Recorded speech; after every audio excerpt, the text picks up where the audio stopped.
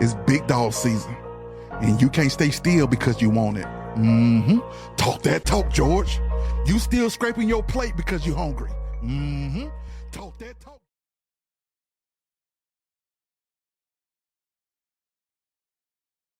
Well, there's a lot of news coming out of the White House. One item is President Trump's decision to revoke temporary protected status for hundreds of thousands of Venezuelans. A decision met with controversy and a passionate response from the local community.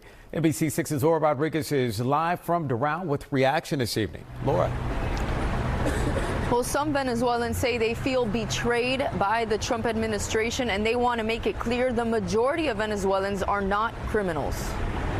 And good people, I pay my taxes, I follow the rules.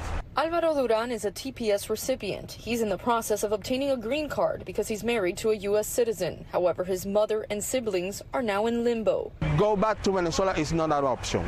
Not an option for hundreds of thousands of people who say they may face jail time or retaliation for speaking out against the Maduro regime that remains in power. In a TPS termination notice, DHS said in Venezuela there are notable improvements in several areas such as the economy, public health, and crime that allow for these nationals to be safely returned to their home country. Conditions have not changed, actually have getting worse. At a press conference in Doral Monday, Venezuelan Americans denounced the Trump administration and South Florida Republicans. More than betrayed, beyond betrayed. They used us. They actually, during the campaign, and I don't want to make this political, but during the campaign, the elected officials from the Republican Party, they actually told us that it was not going to touch the documented people. I didn't think the suspension of TPS was warranted at this time. Venezuela certainly is not a safer place today than it was when TPS was issued. And so I'm not in favor of everything that the Trump administration has done. On Friday, Jimenez sent a letter to DHS Secretary Kristi Noem urging her to make sure law-abiding Venezuelans are not unjustly penalized. We need to focus, and this administration needs to focus on putting out the fire, which is getting rid of the Maduro, the illegitimate Maduro regime.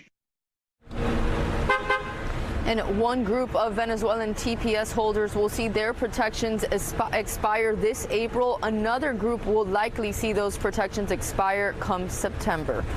Reporting live in Doral, I'm Laura Rodriguez, NBC6 News. But we begin tonight with a full-on crisis in our democracy, as federal workers are literally locked out of their offices while operatives working for a private citizen essentially take over our government.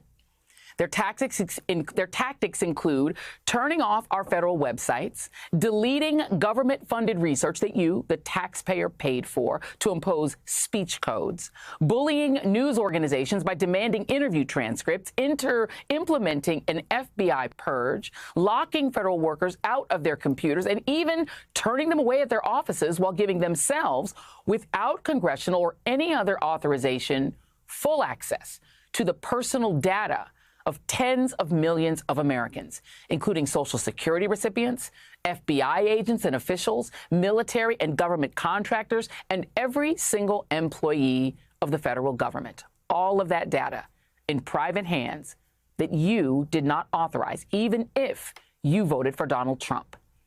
This as Trump installs unqualified minions at the heads of every federal agency, knowing that they wouldn't stop this even if they knew how.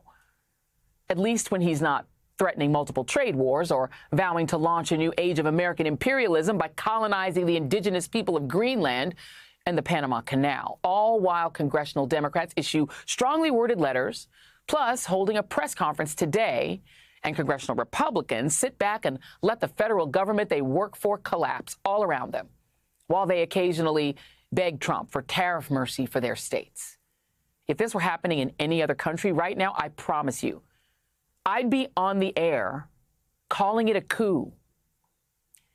This was the scene today at the United States Agency for International Development, better known as USAID, where protests erupted after workers were ordered by email, if they could even access their emails, to not report to the office and to work from home instead, despite the so-called DOGE directives just a week ago that all workers must work from the office 5 days a week. A group of Senate and House Democrats were blocked from even entering the agency's headquarters in Washington, D.C. Here's one of the hundreds of USAID employees who lost access to their computer system overnight.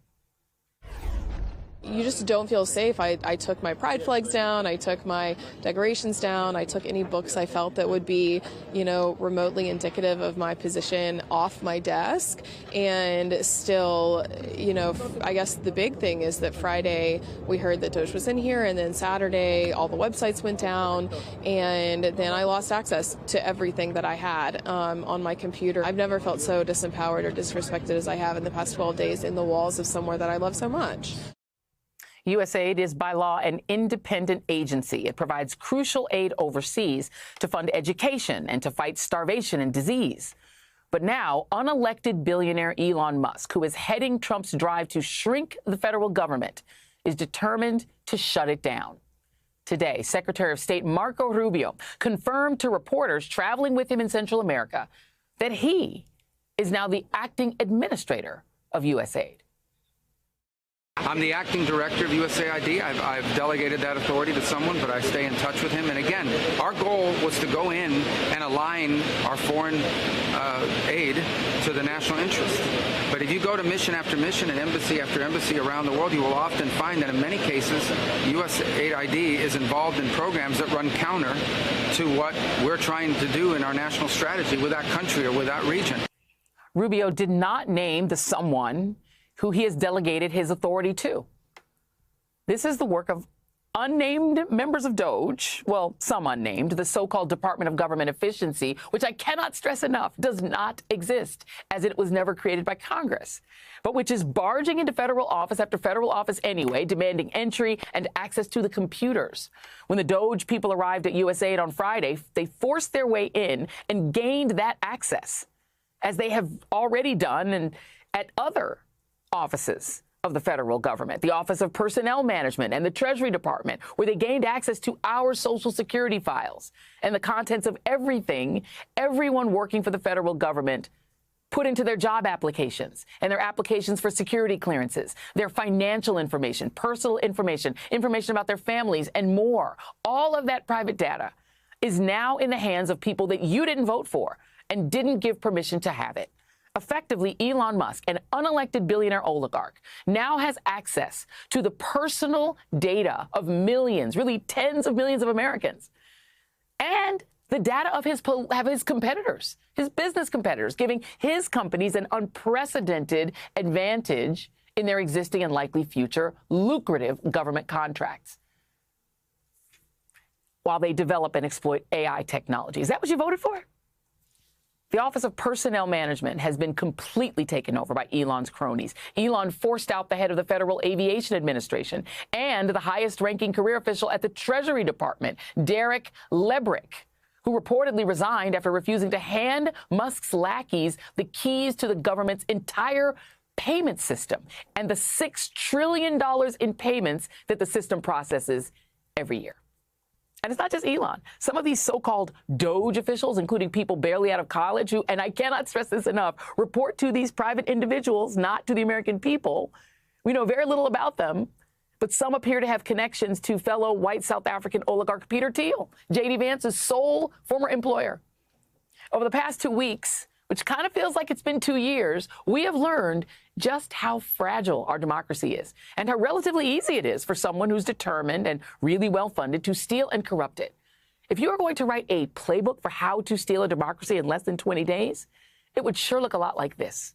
Let's bring in Vaughn Hilliard, White House correspondent for NBC News, for the latest. I want to start with this question of what authority Elon Musk actually has. The White House official said today that Elon Musk is serving in the Trump administration as a special government employee, neither a volunteer nor a full-time employee. Have you ever heard of a special government employee? And if you have, what is that?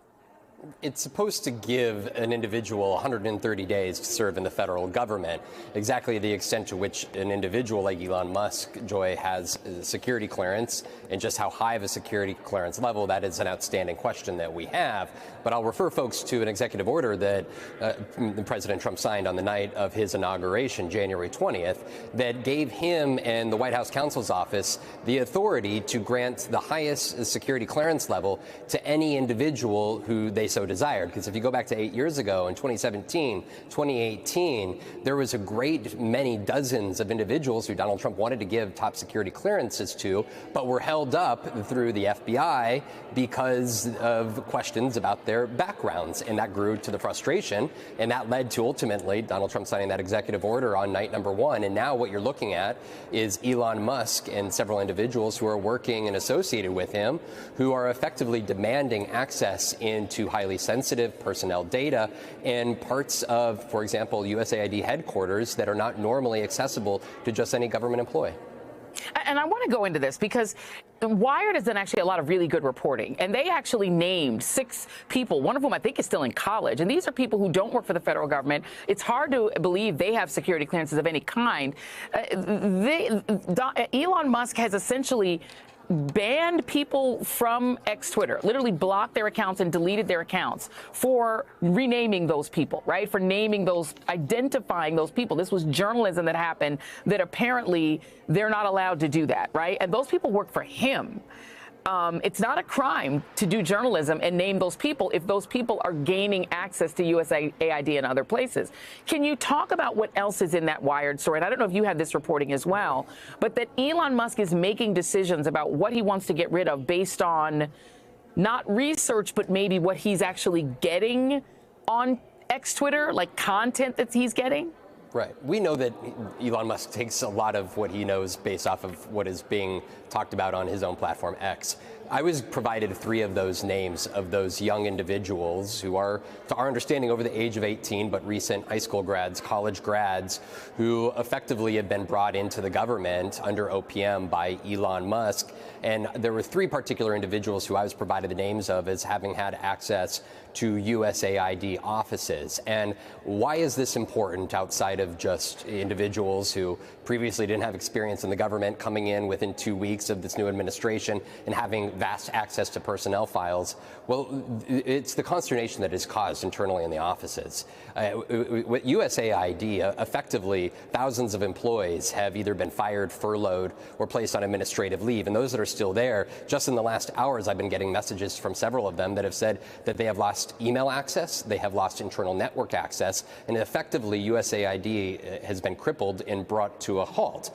And in those hours since all of this developed, just this afternoon, as you were alluding to, Joy, Elon Musk was on X explicitly saying that there was a Twitter account that broke the law in his version of events for naming 6 of the individuals who are working for Doge. Of course, there is no law that has been broken for naming those individuals. He removed that account off of X himself, but the D.C. acting attorney, U.S. attorney, just tonight, again, this is not somebody that is Senate confirmed, but somebody who was is a very close Trump ally who was placed in after inauguration to be the acting U.S. attorney here in D.C., actively said that they are looking at investigating and prosecuting individuals who are seeking to, quote, target or impede Doge employees' efforts. And so the extent to which we're looking at Elon Musk essentially having a stand-down order to not just USAID employees,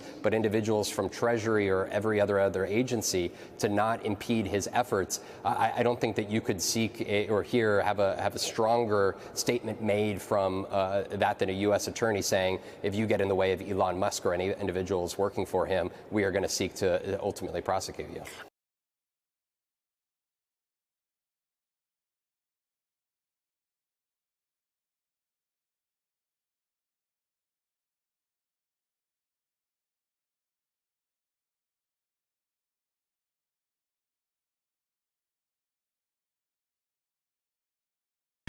Good afternoon. It's 2 o'clock. I had physical training early this morning, so I got up and left here early so I can go take care of that. I finally shaved the beard down and got it under control. Looks a lot better. Today is Tuesday. It is February the 4th. The year is 2025. Venezuelans.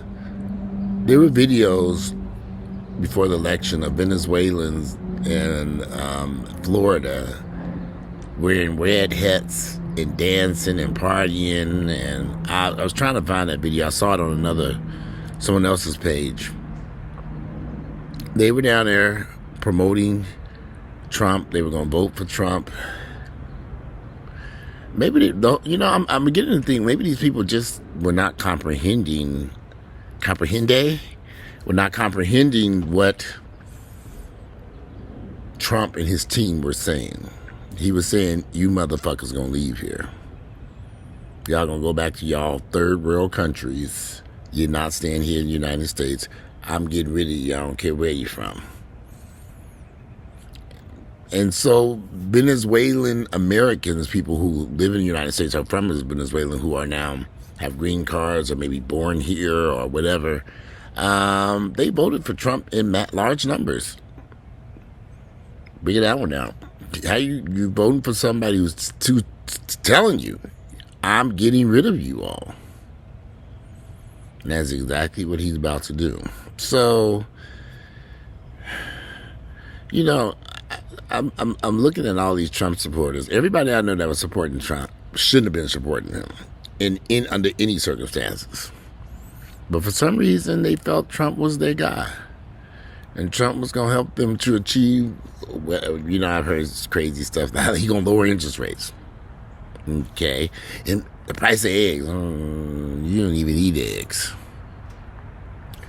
I heard all this crazy shit from people I know who voted for Trump, and I never understood that. Never understood it. Never understood. Why are you supporting Trump? But they did, so, well, I don't know what to say, y'all. I know what I do want to say is, y'all, these damn shoes hurt my damn feet. I need to take these down. I'm too great. When I finish this video, I'm going to take them dogs out, and I'm taking me a nap. Take me after. It's beautiful out here today. That's why I came out here, y'all. It's almost 70 degrees. It's 74 degrees right now on February the 4th down here in Georgia. I need to come out here and take me a nap out here on this porch, on this deck, and sleep. I'm gonna open up the windows and take me a nap. I got up at 6:30 this morning. I need to lay down for a minute. I just got back in from the hospital. I went to physical training, physical therapy, then I went to see Earl. He's doing much better. Listening to him grouching, complaining, arguing back and forth with them nurses. I'm thinking you might want to, them ain't the folks you want to be arguing with. Their job is to keep you alive. I wouldn't have said, I'm thinking, well, I wouldn't have been arguing back and forth with them folks, myself personally. But that's his decision. They the ones coming in there to wash your ass and take care of you. You up there arguing with them about stupid mess. But anyway, back to these crazy Venezuelans. There's a great deal of fear in the immigration community about what Donald Trump is planning on doing or what he is doing. But y'all voted for the man. Y'all voted for him. You voted for him. You voted for this chaos. You voted for all this craziness. That's the part that's y'all voted for this mess. You voted for this. You went and voted for them. They were dancing with hats on and Make It Great Again, had some red t-shirts and stuff. On the stage, that one lady, that video that said, we feel betrayed, which there's a video of her dancing, singing, vote for Trump. Did they not listen to anything that man had to say? He told y'all what he was going to do. They weren't listening. They didn't comprehend. I don't know. But why in the hell would I vote for somebody to say, hey, here I am, a gay black man, and I have somebody, but why would I be voting for somebody to say, I don't like gays, I'm going to do this, that to gay people? Okay, well, man, you're talking about me, so why in the hell would I be voting? Did they not think they were immigrants? Did they not think that what happened here? Sometimes your heart can be so full of hate. So full of hate towards people that you end up hurting yourself. Heart so full of hate that you end up harming yourself. They were so in love with Trump because Trump represented something that they maybe felt familiar or similar to. Some people are just getting what they got coming back from, you know. I don't know very many people from Venezuela. I don't understand why anyone who's from Venezuela, who lives in the United States, would support Trump. Does this have to do with religious beliefs, or are they anti-abortion? What was it that made them so deeply in love with Donald Trump? Now he didn't pull a whammy on their asses. And all their family members and friends. That one guy said he voted for Trump, and his wife, they're married, but I don't know the circumstances of the situation, but she was deported or picked up. Ultimately, I ain't think about the damn people no more. We got our own issues to deal with. That other article, you see where Elon's musky ass is running around breaking into the offices and taking over. Breaking into government offices, taking over. Having access to shit. Nobody put him in office. Who determined that he should be anywhere near that government building and have access to computers and files and personal? What is going on here? Donald Trump's dumbass. But again, you motherfuckers voted for this bullshit. His beard is itchy. Y'all voted for that bullshit. You voted for it. None of it makes sense. None of it makes sense. But y'all voted for him. And this is the chaos y'all are receiving back. I knew Trump's administration was going to be chaos and confusion. But we just 3 weeks in. 2-3 weeks in, and look what we doing. Look at what's going on. Well, ow. Oh, y'all, that damn physical therapy was that was awful today, honey. Lord have mercy. Nope. Not good. Had to be done, though.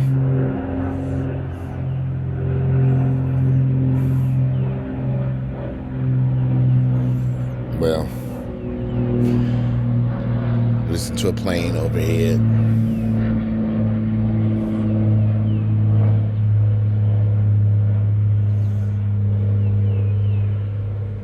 Plane flying by the house. I am sleepy. I can take these dogs on a quick little walk, and I'm going to take me a nap. It's 2 o'clock, 2:19. Going to physical therapy early. Maybe I need to do that from here on out. Get there. If I can get there early, get my ass up out of bed and get out of here and get going. That's what I need to do.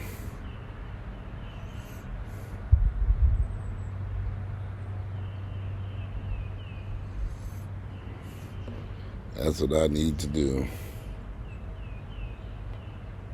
Well,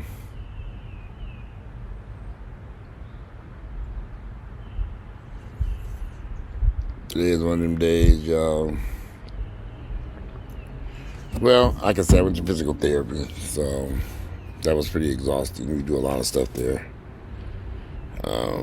all related to his damn shoulders. I'm going to see the doctor tomorrow because I don't know what the fuck is going on with my shoulder. I should have been about 5 months after the surgery. I should have been better by now. I don't even need to look at it. Maybe order an X-ray. I don't know.